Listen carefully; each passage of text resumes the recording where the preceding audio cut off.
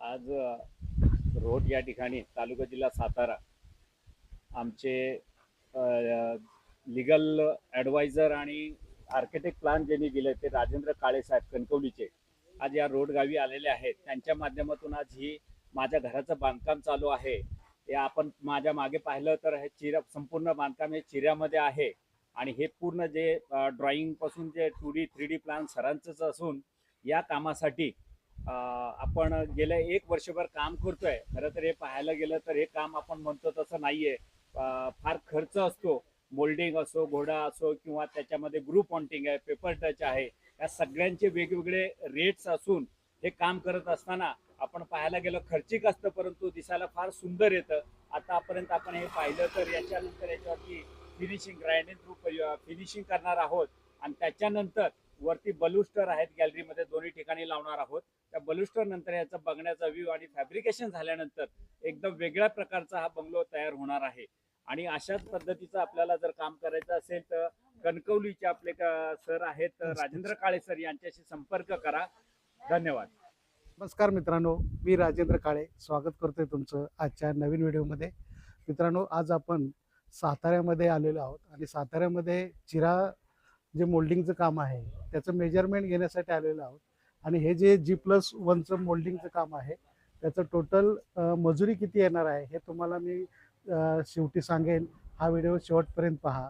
आणि या ठिकाणी जे मोल्डिंग केलेलं आहे ह्या मोल्डिंगचा हा रेट रनिंग फुटामध्ये किंवा रनिंग मीटरमध्ये असतो. हे मोल्डिंग हा पेपर जॉईंटचं मोल्डिंग आहे, हे गुरु मोल्डिंग आहे आणि हे मोल्डिंग आहे. याचं वेगवेगळे रेट्स या ठिकाणी असतात. इथं हा जो घोडा आहे हॉर्स, याचा रेट वेगळा आहे. याचं रनिंग काढलं जातं, याचं स्क्वेअर मीटर किंवा स्क्वेअर फुटामध्ये काढलं जातं. आणि अशा पद्धतीने ह्याचं टोटल बिल ह्या बिल्डिंगचं आपण आता मेजरमेंट घेतलेले आहेत सर्व प्रकारचे. आणि आतून प्लास्टर केलेलं आहे, आतून पूर्णपणे प्लास्टर असणार आहे. बाहेरून फक्त याला फिनिशिंग अजून करायचं आहे आणि ह्याला परत आपण पॉलिश लावणार आहोत. जे पॉलिश आपल्याकडे मिळतं चिराकोट, त्या लावल्यानंतर सुद्धा त्याचं फिनिशिंग आणखीन त्याला चकाकी, त्याला ग्लेझिंगपणा येतोय. आणि ह्याला कुठल्याही प्रकारचा कलर लावणार नाही, पॉलिश करण्यासाठी अशा पद्धतीने डिझाईन केलेलं आहे. आणि आतून मात्र प्लास्टर असणार आहे. तर हे बघा तुम्ही, या ठिकाणी खिडकीला पूर्णपणे मोल्डिंग केलेलं आहे, पूर्ण क्लॅडिंग केलेलं आहे. जो कॉलम आहे तो कॉलम सुद्धा पूर्णपणे झाकला गेलेला आहे आणि त्याला पूर्ण मोल्डिंग करून त्याच्यामध्ये सुद्धा पेपर जॉईंट, काही ठिकाणी ग्रुप पॉइंटिंग असं केलेलं आहे. तर या ठिकाणी हा पोर्च आहे आणि अशा पद्धतीने चिरा दगड तासला जातो. आणि चिरा तासण्यासाठी अशा पद्धतीने हे कटर ब्लेड आहे, या ब्लेडचा वापर करून अशा पद्धतीने हे मोल्ड वापरले जातात. या मोल्डच्या सहाय्याने त्याला डिझाईन केलं जातं. अशा पद्धतीने हे डिझाईन्स केलेले आहेत. आणि आता मेन डोअरचं डिझाईनचं काम सुरू आहे. या ठिकाणी मेन डोअर जो आहे तो टिकवूडमध्ये आहे आणि अशा पद्धतीने हे कन्स्ट्रक्शन सुरू आहे. या ठिकाणी तुम्ही पाहताय हे मोल्डिंग, हे प्रत्येक रनिंग मीटरचा रेट असतो. साधारणतः 1000 रुपये रनिंग मीटर पासून रेट्स आहेत. त्यानंतर ग्रुप पॉइंटिंगचे रेट वेगळे आहेत, पेपर जॉईंटचे रेट वेगळे आहेत.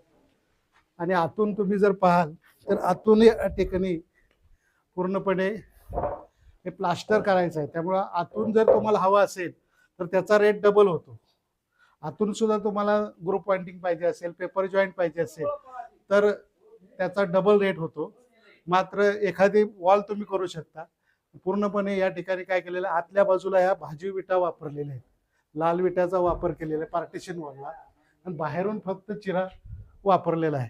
हे पहा, हा हॉल आहे, हा जवळपास 12 बाय 25 फुटाचा हॉल आहे. हा जिना आहे.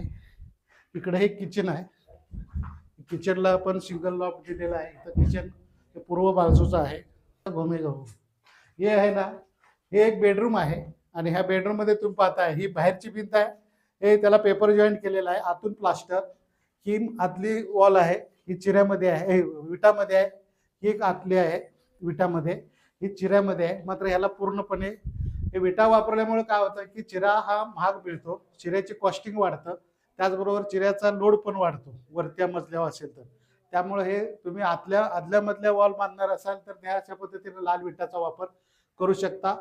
या ठिकाणी 9 इंच करू शकता, 4 इंच करू शकता, 6 इंचाची पण वॉल करू शकता. या ठिकाणी संडास बाथरूमचे जे टॉयलेटचं बांधकाम आहे 6 इंच रुंदीनं आहे, ठोकळा वीट या ठिकाणी वापरलेला आहे.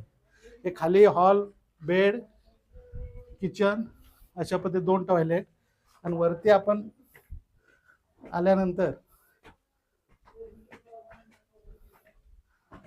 तर या ठिकाणी जो खालचा व्हरांडा आहे तिथं अशा पद्धतीने एक छोटं किचन करणार आहोत आणि किचन वरती एक बेड आहे आणि ही बेड असल्यानं ह्याला बाल्कनी दिलेली आहे पूर्वीला आणि ह्याला सुद्धा आपण बलुस्टर लावणार आहोत चिरेचे आणि हे पूर्णपणे हा जो व्ह्यू आहे हा मोठा असं छोटं धरण आहे आणि असं सुंदर व्ह्यूचं लोकेशन आहे. आता हा खाली किचन आहे, किचनच्या वरती हा एक बेडरूम आहे, वरती 3 बेड केलेले आहेत. हा एक किचन आहे आणि पार्किंगला पूर्ण क्लोज गॅलरी आहे आणि याच्यावरती छप्पर असणार आहे. या ठिकाणी आपण छप्पर प्रोव्हाइड करणार आहोत स्लोपिंग. हा या ठिकाणी हा शोकेस केलेला आहे, ह्याला मोल्डिंग पूर्णपणे केलेलं आहे, ग्रुप पॉइंटिंगचं काम आहे, पूर्णपणे आकर्षकपणा येण्यासाठी पूर्ण डिझाईन केलेला आहे.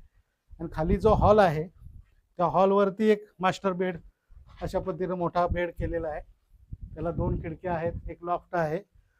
त्यानंतर इकडे एक अटॅच टॉयलेट असणार आहे ह्या रूमला, ह्या बेडरूमला हे अटॅच टॉयलेट आहे, इथं हे डोर येणार आहे आणि हा एक बेड आहे, ह्या बेडला हे अटॅच टॉयलेट, जसा खाली बेड आहे तसा वरती एक बेड आहे, परत सिंगल लॉफ्ट आहे.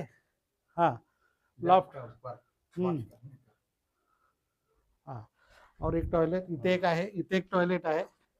आणि आता आपण वरती परत टेरेसवर टाकी ठेवण्यासाठी स्लॅब टाकणार आहोत.